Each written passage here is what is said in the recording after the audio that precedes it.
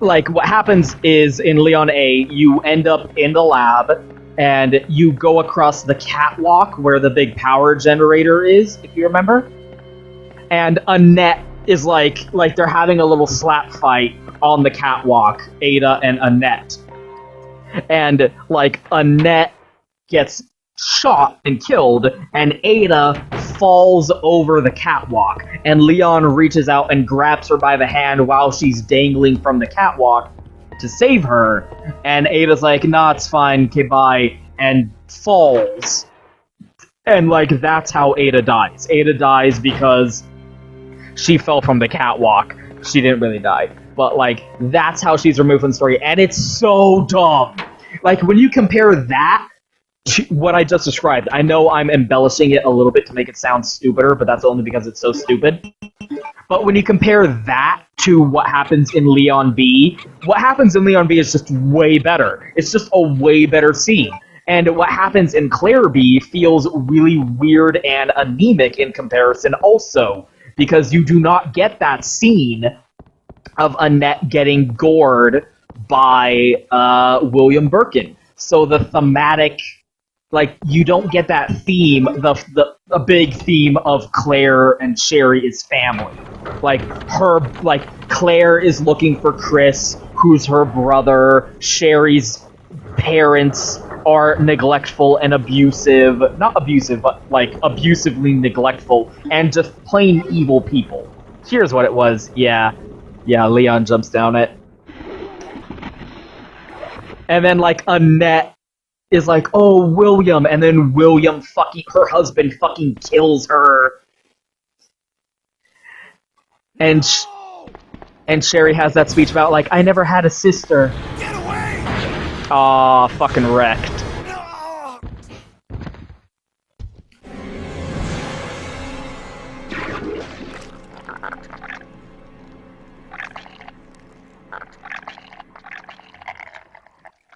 Man, how did they do that on PlayStation 1 technology? Blows my mind. So, also in Leon A, Ben would be the one who gets the G embryo implanted in him, so Leon would have to fight the G embryo from Ben instead of Chief Irons, and William there just gores Chief Irons and just kills him, so you have to fight William on the catwalk instead of the G embryo monster. Yeah, like, when you think about it, like, Ben! Leon A. Claire B is just a less satisfying story in general. Damn! I don't believe this. I almost got the story. Ben. Bitter irony. The chief of police, co-conspirator.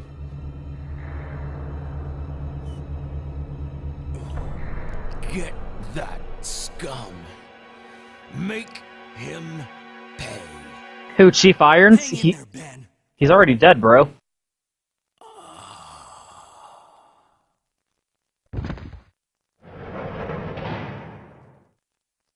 Oh, hey, Ada.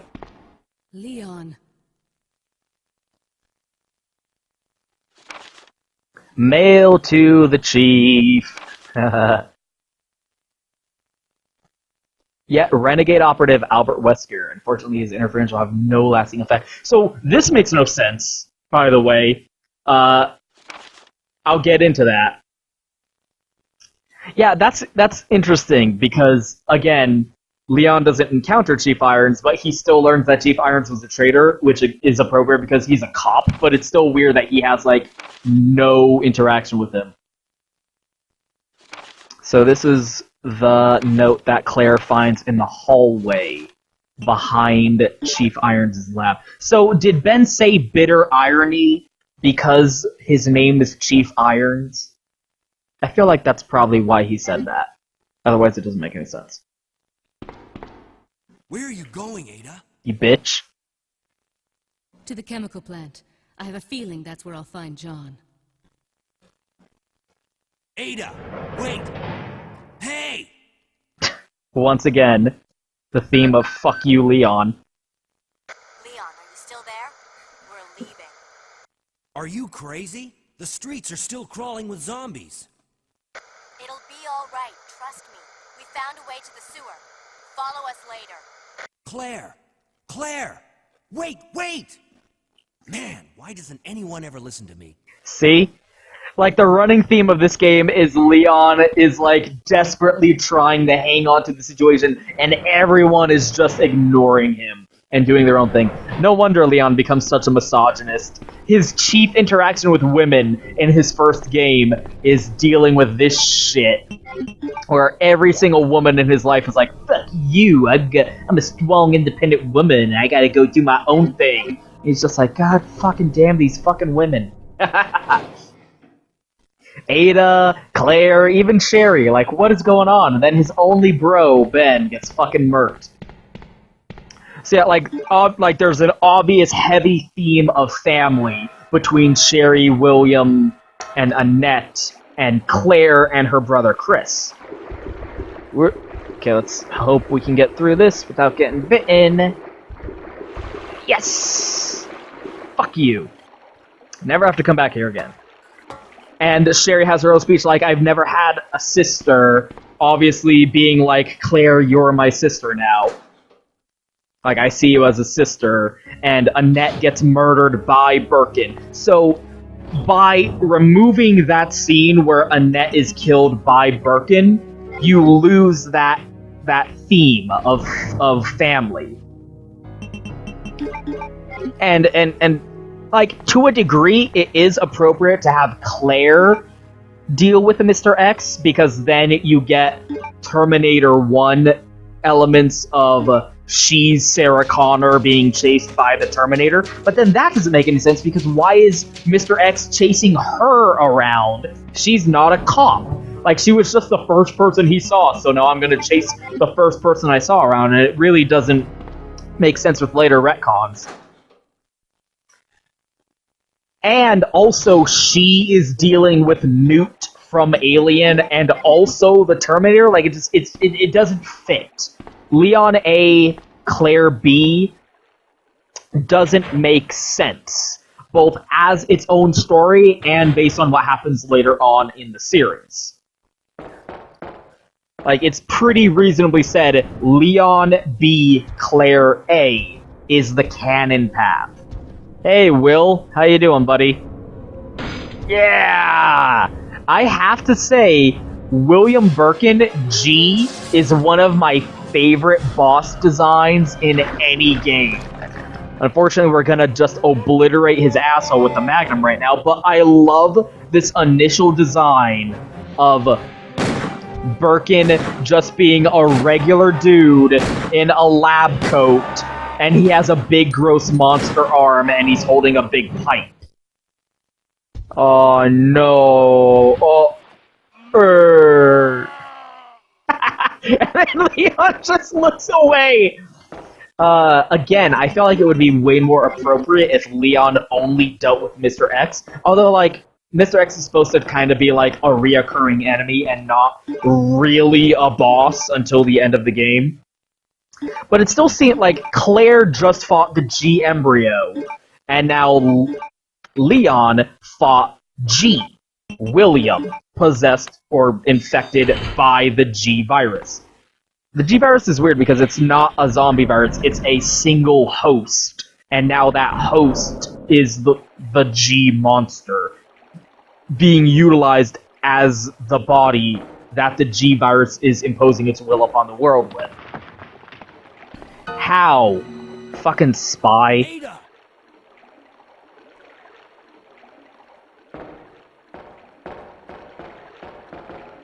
What was that all about? Running off like that was reckless and stupid. Those zombies are everywhere. Not to mention that thing that got Ben. I was there, Leon. I know. Look, Ada. As an officer, it's my job to look out for you. But we're not going to get through this alive if we don't work together. Okay? All right. We'll do this your way, for now. For now, she says, again, so funny going back to this first time where Leon and Ada met for the first time. Leon's just a rookie cop who is probably falling back on this machismo, bravado, I'm a cop, attitude as a coping mechanism in order to deal with this harsh survival situation. So he's going like, bitch, you gotta get in line here. I'm the cop. We have to, like, you have to listen to me. And again, he's like, you can imagine a little bit more of like a strain to his voice. He says, like, again, it feels like he's falling back on that as a coping mechanism to deal with this situation that they're stuck in here. And what's even funnier is from Ada's perspective, she's a super badass super spy. Leon's just a beat cop. Like, she's way more capable than he is. And so she's just humoring him. He's going, listen, you have to fucking do what I say, I'm a cop. And she, an international super spy, is going, okay, whatever you say, big boy. I'll go along with what you want me to do for now. We'll do it your way. Like, he's just, like, he's, for her mission, he's nothing, right? He has nothing to do with what she's got going on. He's just some fucking schmuck. And she has no, like, anything. She would, at this moment, if it became convenient for her to finish her mission and get out alive, she would leave him for dead right now and think nothing of it. But, like, for the moment, she's like, okay, we're going in the same direction anyway. Two heads are better than one, I guess. Okay, we'll do it your way. Like, she's humoring him. She's like, okay, Mr. Cop. Whatever, rolls her eyes and's like plotting on how to get away from him as soon as possible, probably. Or something like that. Definitely want to get the handgun before we go forward. Because we're not going to need the Magnum until... Oh, that's weird. Ah, that's weird. Look at this disgust. Oh, this makes me sick. There we go. Go ahead and save. Just a safety save. We'll overwrite our old file. Taking up too much space doing it like this. Like, again, like, that just still adds... It's funny to walk back and see where their relationship started out, considering what we know of their relationship later on in the series.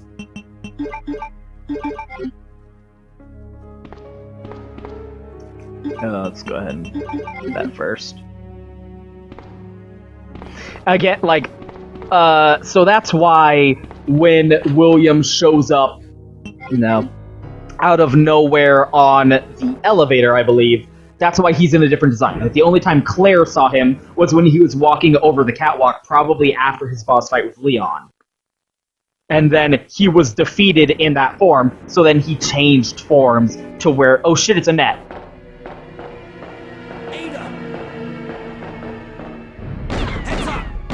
Oh, shit. Leon, that woman was... I have to talk to her. Yep, thanks for taking a bullet for me, Leon. Okay, bye. What a fucking bitch. Leon just got shot saving her life. And her reaction is, okay, bye. See what I mean? See what I mean? Like, Leon's just a nobody. He's just some cop. And she's like, okay, gotta go. Like, okay, good. An excuse for me to get away from this schmuck-ass loser. He got shot saving her, and her reaction is, fuck you, okay, bye, gotta go do my mission. That bitch is a researcher working for Umbrella. Okay, this scenario was like automatic, terrifying death for Sherry, but for Ada, it's no big deal. Like, that bitch works for Umbrella, she can tell me what I need to know. Okay, bye. Have fun bleeding to death in the fucking sewer, you loser. Oh, she shot the gun out of her hand.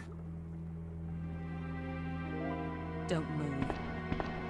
Annette's a crack shot. Who's with that cop, if I'm not mistaken. Identify yourself. Ada Wong. Ada Wong. I've heard that name before. Now I remember. One of the men from Chicago who came to assist the T-virus research used his girlfriend's name as his password. Ada and John, I believe. How did you know? Who are you? How do you know his password? Annette Birkin.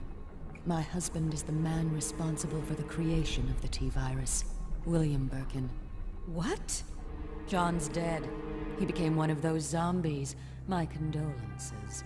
And although I regret this, you will be joining him shortly. I won't let anyone take the G-virus away from me. G-virus? It's capable of creating the ultimate bioweapon.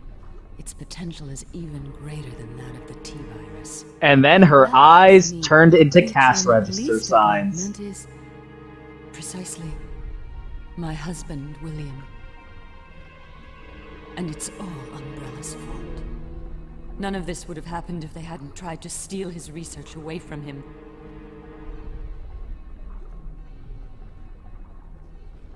Where did you get that pendant? It looks exactly like the one I gave Sherry. She dropped it. I've been holding on to it for her. Liar! Give it back to me! Yeah, look at the super spy! Look at super spy go! Cat fight. Fuck you. Bitch slap that whore. Too bad.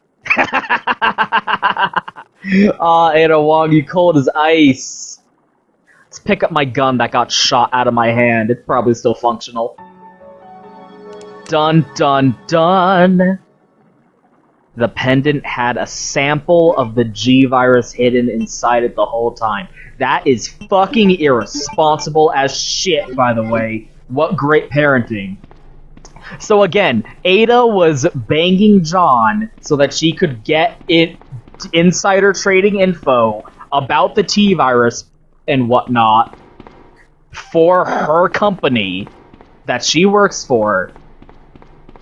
So she probably knew about the T-virus, but then Annette mentions the G... So Annette says, okay, John's dead. And Ada's probably like, well, shit, I'm out of luck. I don't have, like, he was my ace in the hole. He was my source of information for the stuff Umbrella's getting up to, but now he's dead.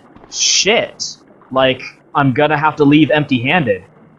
That's probably what she's thinking about right there, like, fuck, John's dead. Damn it. But, thankfully, Annette spilled the beans about the G-virus. Okay. Ada? Okay. Time to wander around the sewer with an open bullet wound. Because that's hygienic. That's a good idea. What the fuck, Leon? Jesus goddamn Christ, look, we're wading around in waist-deep poop water with an open, gaping wound on our shoulder. What in the goddamn Christ? That's not okay. Oh, I should probably go get the valve. I'm gonna need that.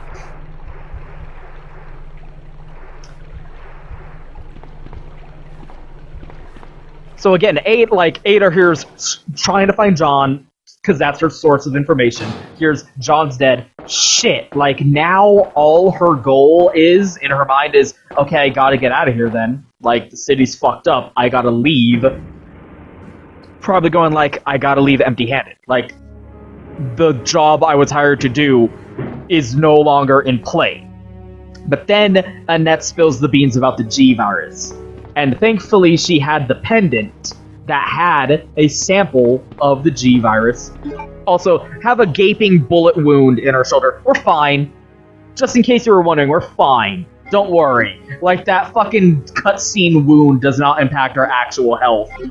We're fine. Don't worry. It's fine. See that blood? We're fine.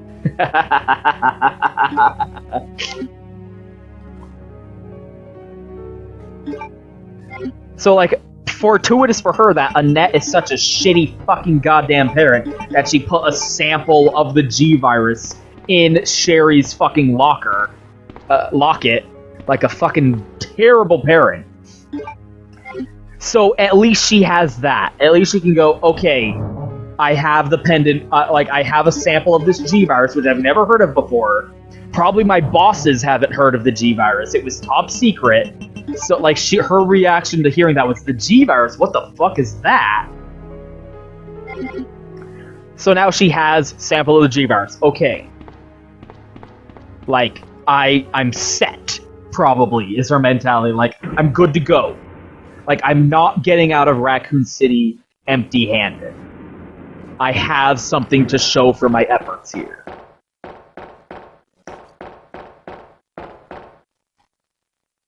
Because that's, like, again, I love that idea of, like, Ada, like, almost every other character's mission is, I gotta get out of here. Like, I'm gonna die, there are zombies, time to go, time to bail. This is bad, I gotta go. Like, I don't want to die. Ada is like, okay, I gotta get out of here and live. Gotta get that info. Gotta find my super secret spy details first. Because that's kind of a priority for me. I'm a super secret spy girl. I gotta get my fucking payday. Then I'll get out of here. Like, she's going into the situation with a mission in mind. Instead of being in a pure survival necessity mentality, right? And, like I've said this before, Ada Wong is my favorite character in Resident Evil. Because every other character in the series is black and white. Like, you're either a good guy or a bad guy in Resident Evil. Ada is in between. It's great to have characters who are shades of gray. It's great to have characters in your story who aren't good guys, strictly speaking. They'll help the heroes, but no one would say that Ada Wong is a good guy. But she's not a bad guy either. Like, she's just out for herself. She's in it for her own reasons. She's the Rouge. She is the Rouge of Resident Evil. Rouge the Bat and Ada Wong are the same kind of character. And I always love that kind of character. The character who's like, I'm in it for myself. You know, if, like, I'll help out because, like, I kind of like you guys, but, you know, I'm here because I have my own shit to deal with right now. So, you know, if our interests overlap, good for you, I guess. Like, good for you to have me on your side. So, here's a weird inconsistency, is Claire fights the alligator, but I think originally Leon was supposed to fight the alligator too.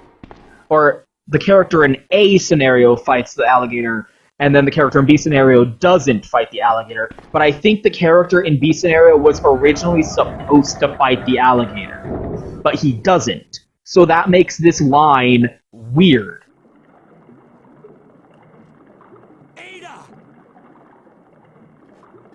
See, like, imagine the alligator fight happened right now. Like, instead of nothing, just us standing in a waist-high pit of shit and garbage with an open, bloody bullet wound on our shoulder, imagine we had a fight with an alligator. Instead of nothing.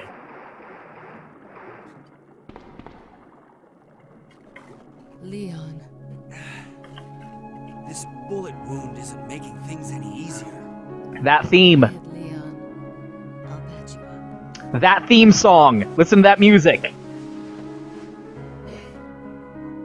That's 2 I owe you. Don't mention it. I just found out. John's dead. What? Never mind. Let's just get out of here. The sooner the better. So that's what Leon's singing, like, what? So you're single. So she says, that's 2 I owe you. Like, you saved me from the bullet, and then you saved me from the alligator. The alligator boss fight was supposed to happen, and Ada says, that's 2 I owe you. That's what makes me think originally you were supposed to fight the alligator as character B also. But you don't. So her line of, that's 2 I owe you, doesn't make any sense. But regardless. Thanks, Ada. You patched me up by putting bandages over my clothes. You just wrapped some gauze around my uniform. You have not fixed the problem, Ada. This is not how first aid works. What the fuck is the matter with you? You just wrapped band-aids around my uniform. I still have a bullet in my shoulder, you stupid bitch. God damn it. Although that looks enough like an exit wound. I'm pretty sure, like, I mean, it's not good, but it's probably better to have the bullet not be inside your body than to have it still be in there with no exit wound. Like, you have two holes that blood's leaking out of, or you don't have a giant metal lead slug in your shoulder. Pick one, right? I feel like probably the exit wound is the better alternative of those two scenarios. Come on, Ada. So yeah, thanks for just wrapping some gauze around my uniform. That really helps, you fucking stupid bitch. That always cracks me up. I really hope they change that. That's something, I know it's iconic. This is an iconic design for Leon to have the band-aids wrapped around his uniform like that.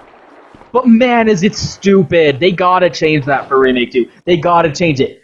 Take your fucking shirt off and wrap the bandages around your body like a real fucking person. You goddamn idiot. Like, it makes no sense. That is something also that Darkside Chronicles changed, that is both a good thing and a bad thing, because Darkside Chronicles changed it to where, when he got shot saving her, Ada stuck with him and patched him up. Like, he was bleeding out, and she was like, instead of prioritizing chasing after Annette, she stuck with Leon and patched him up, and then went after Annette. So, that's more reasonable in terms of, you got shot. Like, that requires immediate medical attention, not laying down, probably unconscious for like 2 minutes, then waking up and running around wading through waist-deep shit water filled with bacteria and just fucking nausea. With an open, gaping wound, and then getting gauze wrapped around your uniform. Like, it's more believable that Leon is, like, not dying after getting immediate attention rather than running around like that. But, again, I feel like it's actually more suited to Ada's character that Leon got shot and her reaction was, fuck you, are you serious? And her reaction was, haha, fuck you, cop, and ran away. I got my own shit to deal with. I feel like that makes a little bit more sense for her character, and it's only after the assumed alligator boss fight that she starts warming up to Leon a little bit. Like, she just found out John's dead, and she was only sleeping with him for her job, but, you know, you're still dating a guy. And I'll talk about that later, like, the fact that Ada, by necessity, as her job as a spy, living an assumed identity, is necessarily going to develop emotional relationships with people that are, by necessity, shallow and false. So the cable car is not here because Claire took the cable car. So Claire was on the elevator before we got to it. Which is why, when Birkin shows up to fight Claire on that elevator, it's Birkin 2, and his form changes, where his human head recedes, and his G head pops up, because it's changing form after Leon fought him. And then she killed him, and so he did not get off that elevator. He collapsed in a heap on that elevator, and then Claire just went back inside.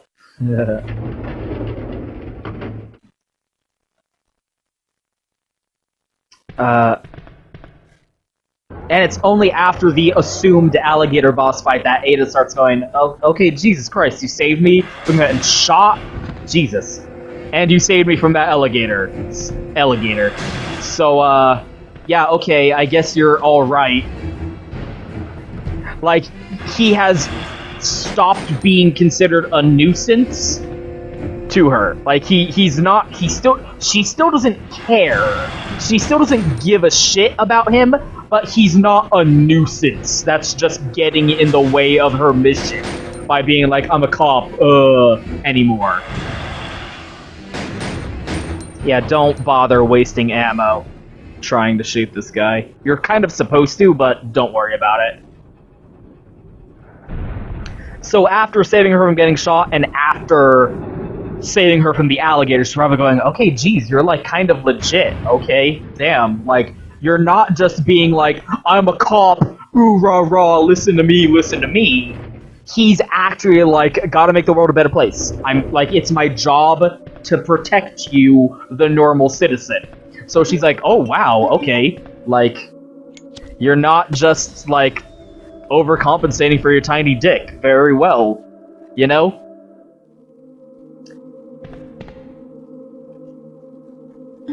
Which is what I like about, like, their slowly developing relationship here.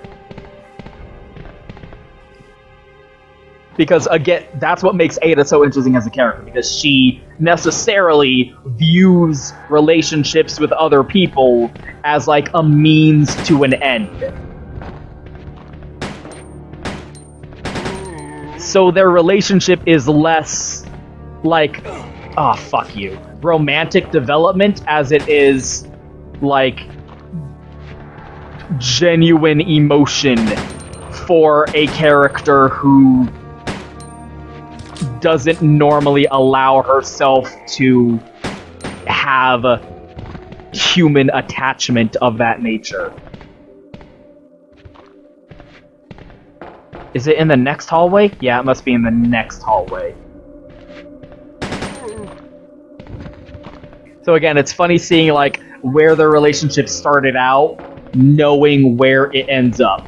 Because I love Ada and Leon's relationship.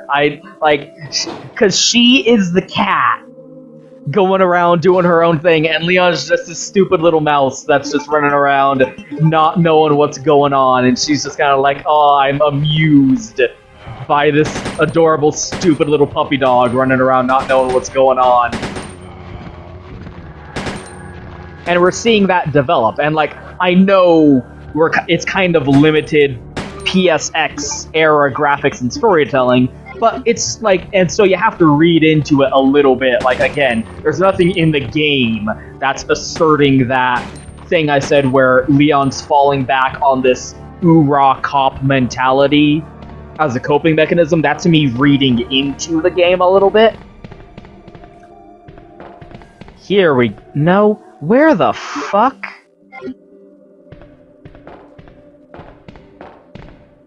Let me go back real quick.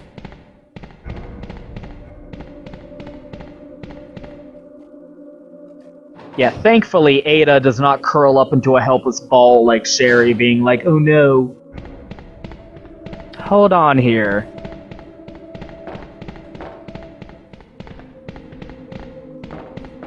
Where the heck? Here, okay, Jesus Christ. Like, the one pixel that I didn't check.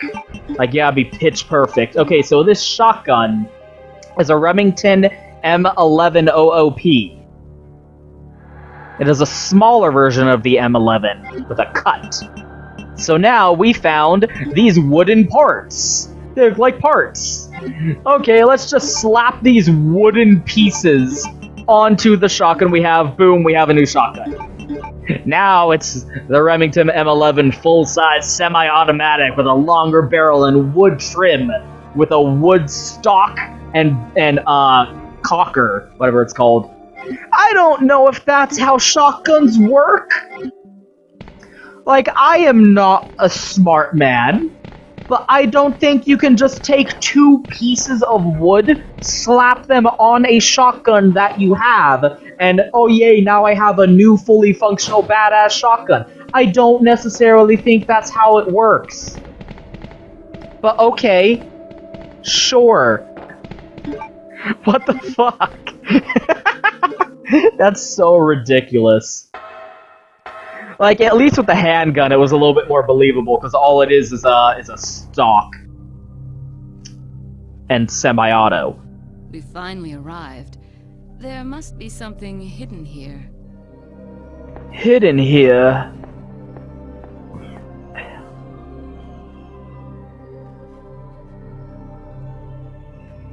So that's all. I love seeing their relationship develop from, like, cold, probably slightly, like, unempathetic spy and schmuck-ass cop bro, and seeing it develop into what we know later in the series. Which is kind of cheating because, like, we don't know that that's where they end up if we're just playing this alone, like, not knowing what happens later. But to me, it's fun knowing where we go and then looking back and seeing how it started out and seeing it develop to that state. Because again, Ada's my favorite character, and I love her relationship with Leon. And we see how it becomes what we see it to be later here in this game.